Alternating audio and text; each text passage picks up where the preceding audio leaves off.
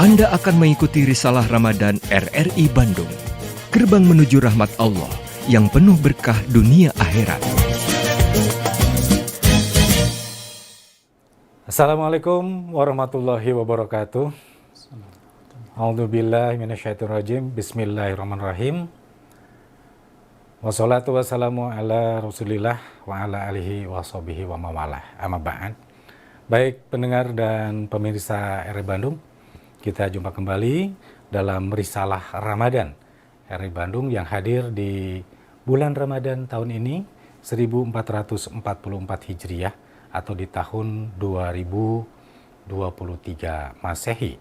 Ya, insya Allah kami hadir Risalah Ramadan ini setiap hari pada pukul 3 hingga pukul 3 lebih 30 menit waktu Indonesia Barat.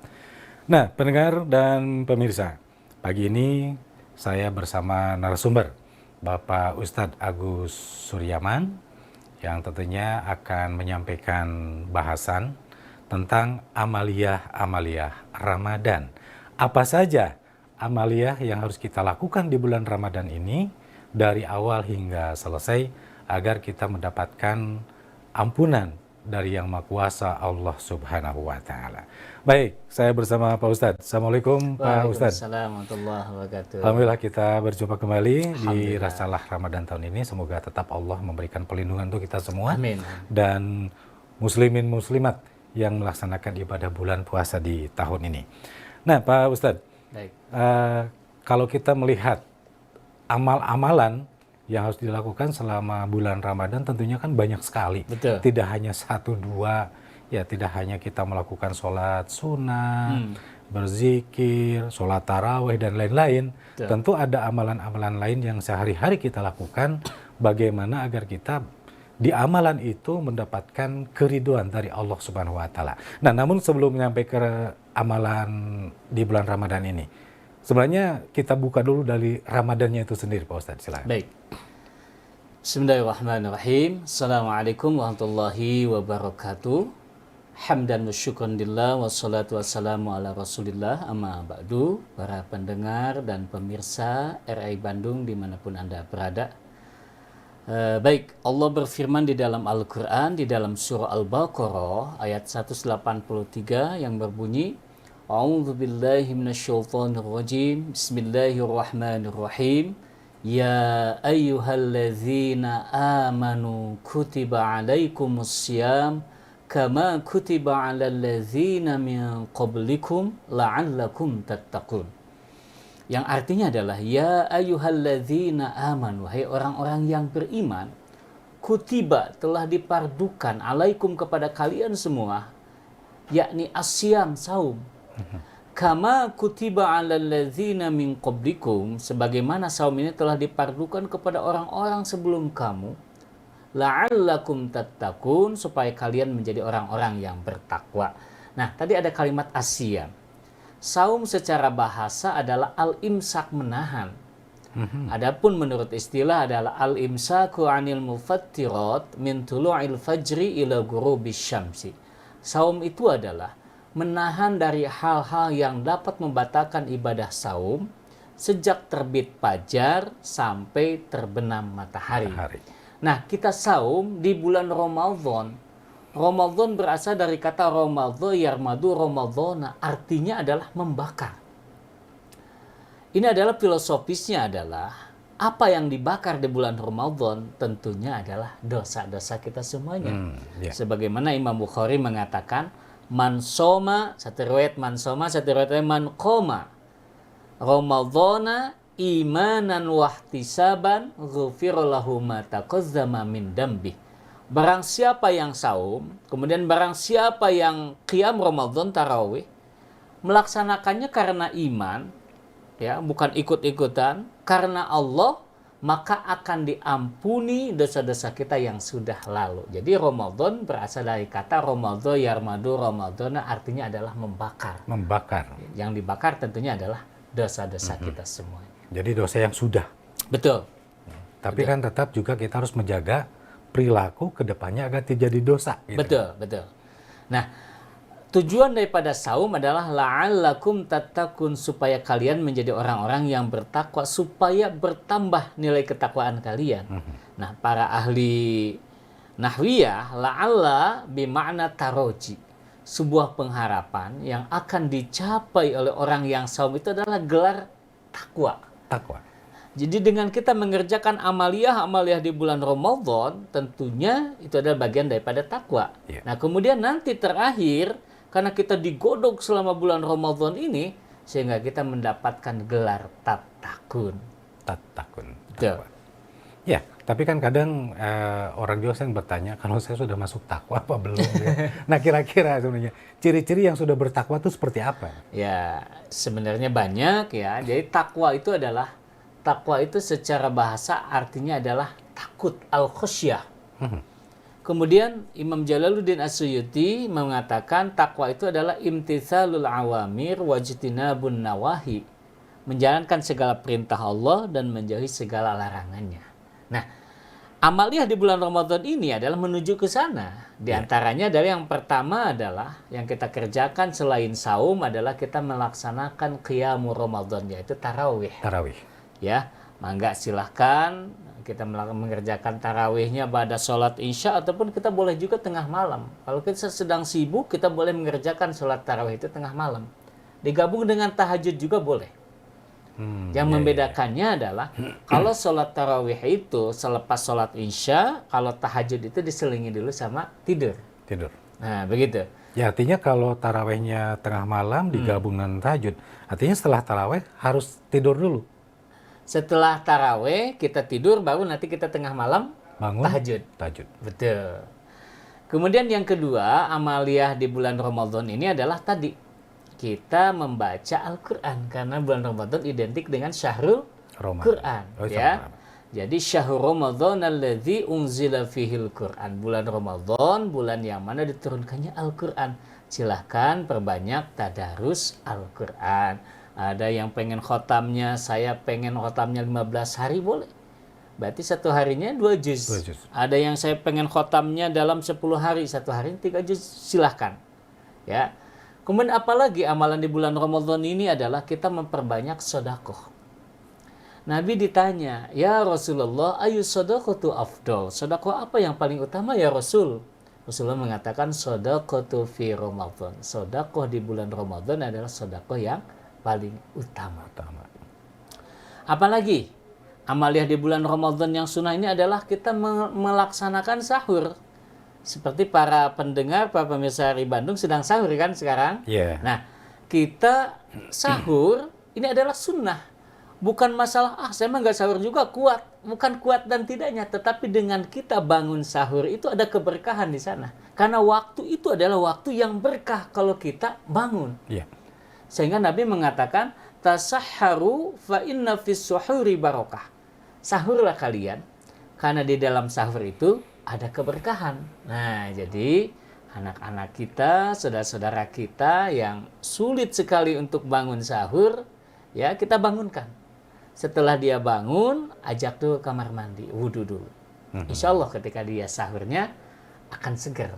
Begitu. Kemudian apalagi amalan di bulan Ramadan ini adalah tentunya kita saum ini tidak seharian ya.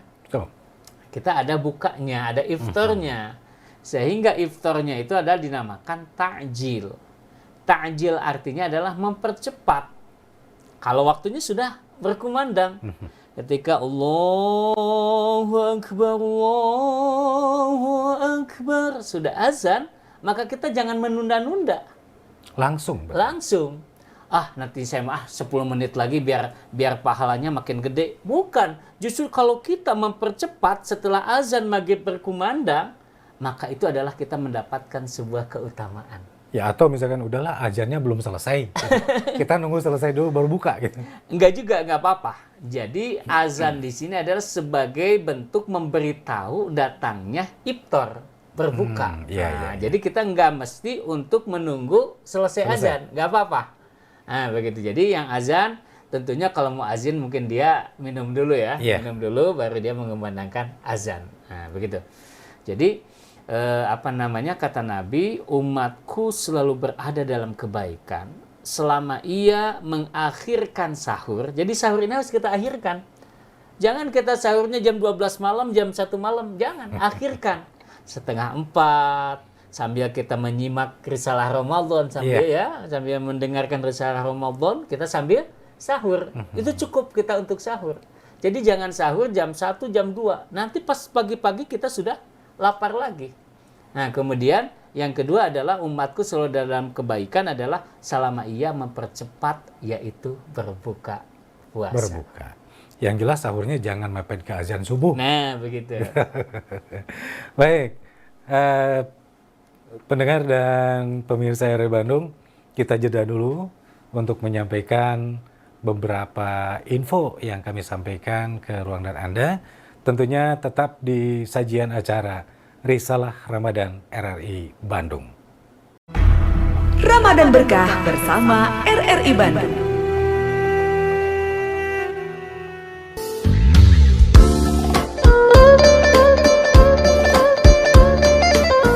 Telah datang kepada kalian Ramadan, bulan yang penuh berkah. Allah wajibkan kepada kalian puasa di bulan ini. Di bulan ini akan dibukakan pintu-pintu langit dan ditutup pintu-pintu neraka, serta setan-setan nakal akan dibelenggu. Demi Allah, di bulan ini terdapat satu malam yang lebih baik daripada 1000 bulan. Siapa yang terhalangi untuk mendulang banyak pahala di malam itu, berarti dia terhalangi mendapatkan kebaikan. Hadis riwayat Ahmad dan Nasai.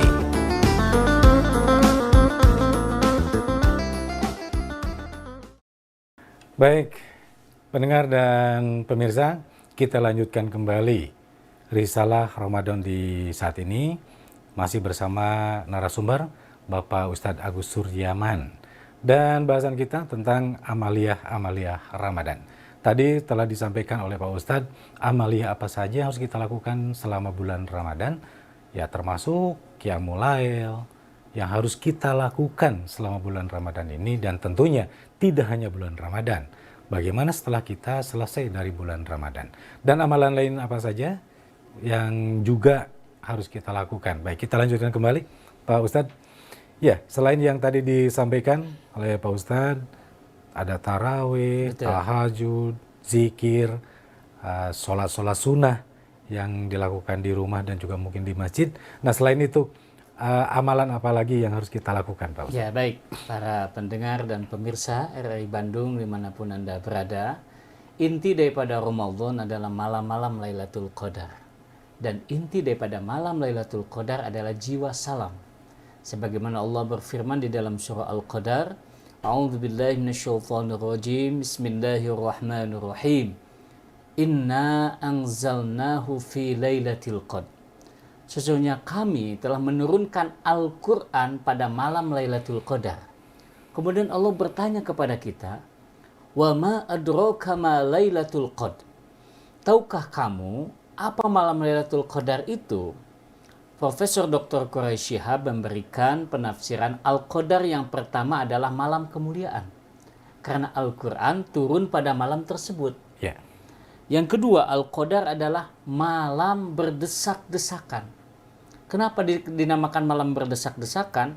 Saking banyaknya malaikat yang turun ke bumi, menyaksikan hambanya yang dermawan pada malam itu, kedermawanan kita itu disaksikan oleh para malaikat. Kemudian untuk apa malaikat turun ke bumi menyaksikan amalan-amalan kita di bulan Ramadan itu yang menangis akan dosa-dosa kita, tangisan kita disaksikan oleh para malaikat. Karena malaikat tidak bisa menangis. Malaikat tidak diberikan nafsu sehingga malaikat itu tidak ada yang kaya, tidak ada yang miskin. Dan malaikat juga tidak diberikan nafsu, artinya malaikat tidak seperti kita, ada gembira, ada sedih. Nah, sehingga malaikat turun ke bumi menyaksikan amalan-amalan kita. Yeah. Ayat yang lain adalah Lailatul Qadri khairum min alfisyahr. Malam itu lebih baik daripada 1000 bulan. Bayangkan 1000 bulan itu kalau kita hitung adalah 83 tahun lah kurang lebih ya. Bayangkan sekali kita i'tikaf mendapatkan keutamaan ya 83 tahun. Ramadan ini 83, Ramadan yang akan datang, Ramadan selanjutnya sampai tutup usia kita. Sehingga kalau kita jumlahkan, kita bisa melebihi umat-umat yang terdahulu. Lailatul Qadri khairum min alfi syahr. Malam itu lebih baik daripada 1000 bulan. Tanazzalul malaika, turun para malaikat. Waruh, roh di sini adalah Jibril alaihissalam. Biizni rabbihim, dengan izin Tuhannya, min kulli amr, membawa setiap urusan. Inti daripada Ramadan adalah malam Lailatul Qadar. Dan inti daripada malam Lailatul Qadar adalah jiwa salam. Jiwa berbagi. Salamun hiya hatta matla'il fajr. Keselamatan, kesejahteraan sampai terbit fajar. Nah, kalau kita ke masalah Lailatul Qadar ya Pak Ustadz. Karena ya terus terang mungkin sampai saat ini kapan sebenarnya malam Lailatul Qadar? Betul.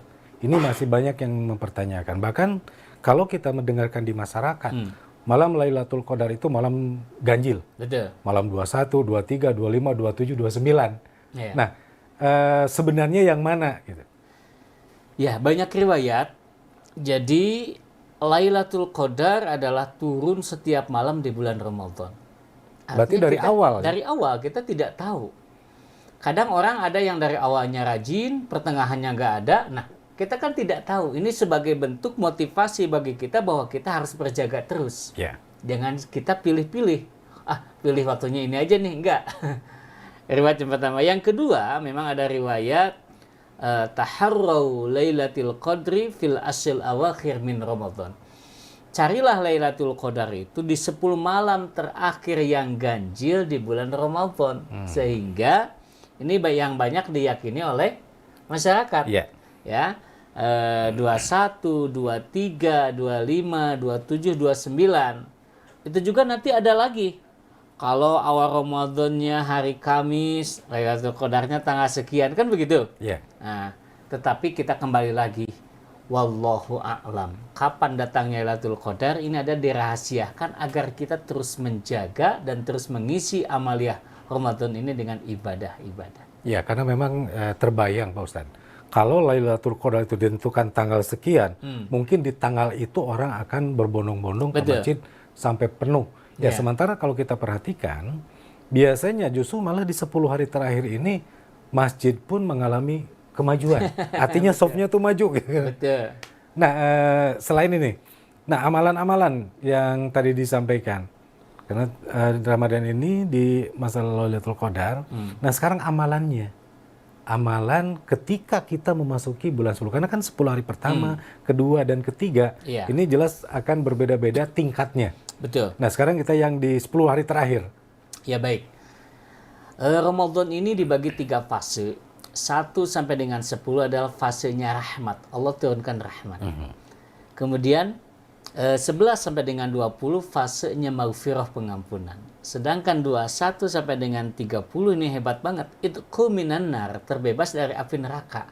Jadi yang beribadah pada malam 10 malam terakhir itu akan terbebas dari api neraka. Nah, adapun amalan-amalan ketika Lailatul Qadar mangga silakan memperbanyak zikir. Apakah itu membaca Al-Quran?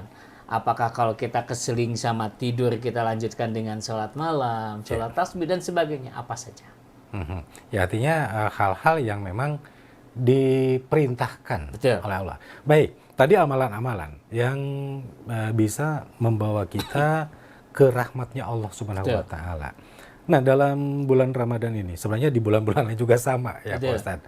Hal-hal apa yang harus dihindari? Karena di kehidupan kita ini saya anggap ada 2, satu perintah, satu larangan.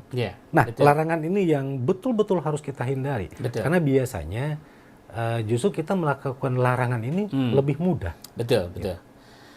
Nabi mengingatkan kepada kita, kam min shaimin laisa lahu jazaun ilal juwal atos. Jadi banyak orang yang saum, tapi saumnya ini hanya menahan haus dan lapar saja. Kenapa? Karena saumnya tidak diselingi dengan atau menjaga dari hal-hal yang dilarang. Contoh, saum tetapi kita berbohong. Nah, ini artinya kita dapat pahala saumnya berkurang. Atau kita saum tetapi kita ghibah, Iya. menceritakan kejahatan orang lain, tentu saum kita kurang sempurna. Ibarat yang tadinya 100% karena kita mengerjakan maksiat sehingga dikurangi. Bukan membatalkan saum, sehingga kalau batal identiknya dengan kita makan kan? Ya, makan minum. Nah, makan minum. Kita tidak karena tadi saya berbohong sehingga saya mau makan aja, nggak bisa begitu. Nah, artinya batal di sini artinya mengurangi pahala saum sendiri. Pahalanya yang Betul, berkurang. betul. Bukan arti membatalkan puasanya itu sendiri. Ya. Betul, betul. Nah, karena gini, sebenarnya untuk hal tersebut ini yang sangat sulit kita jaga, Pak Ustadz. Betul. Ada tips nggak untuk menjaga agar kita tidak terpeleset ke hal itu? Nah, tentunya adalah kita tafakuh fiddin, artinya kebanyakan sekarang ya, sebeberapa tempat kan ada tarhib Ramadan. Iya. Artinya persiapan-persiapan bulan Ramadan. Itu yang dibahas kan itu. Ramadan akan datang, jaga supaya nanti kita Ramadan datang, kita bisa mengisi dengan sebaik-baiknya dan kita terjauh dari hal yang dapat merusak ibadah saum kita. Ya, karena memang kalau kita melihat hal kecil saja, Betul. ini bisa membatalkan puasa, ya. Apalagi membatalkan atau mengurangi pahalanya. Justru ini yang mungkin berat yang harus kita jalani dalam melaksanakan ibadah puasa ini. Nah, Pak Ustadz, sebagai kesimpulan Iya. dari amalia Ramadan, apa yang akan disampaikan Pak Ustadz ini menjadi bekal untuk kami semua. Ya, baik para pendengar dan pemirsa RRI Bandung dimanapun Anda berada, saya simpulkan amaliah di bulan Ramadan yang jangan sampai kita tinggalkan. Yang pertama adalah tadi kita melaksanakan qiyamul Ramadan ataupun tarawih. Insya Allah, Allah akan mengampuni dosa-dosa kita yang terdahulu. Kemudian yang kedua, Ramadan identik dengan syahrul Quran, perbanyak tadarus Al-Quran. Kemudian yang ketiga, ibadah yang paling utama adalah sedekah di bulan Ramadan ini, maka kita perbanyak sedekah di bulan Ramadan. Kemudian kita akhiri di 10 malam terakhir dengan memperbanyak iktikaf, insya Allah. Baik, ya pendengar dan pemirsa, itulah bahasan tentang amaliah di bulan Ramadan yang disampaikan oleh Bapak Ustadz Agus Suryaman. Mudah-mudahan ini menjadi dasar untuk kita bagaimana kita melaksanakan ibadah puasa di bulan Ramadan tahun ini 1444 Hijriah. Mari kita awali dengan niat kita yang sebaik-baiknya lillahi ta'ala. Saya Yanca Wijaya, kita bertemu kembali di Risalah RRI Bandung selanjutnya. Wassalamualaikum warahmatullahi wabarakatuh. Demikian, telah Anda ikuti Risalah Ramadan RRI Bandung. Nantikan acara kami selanjutnya.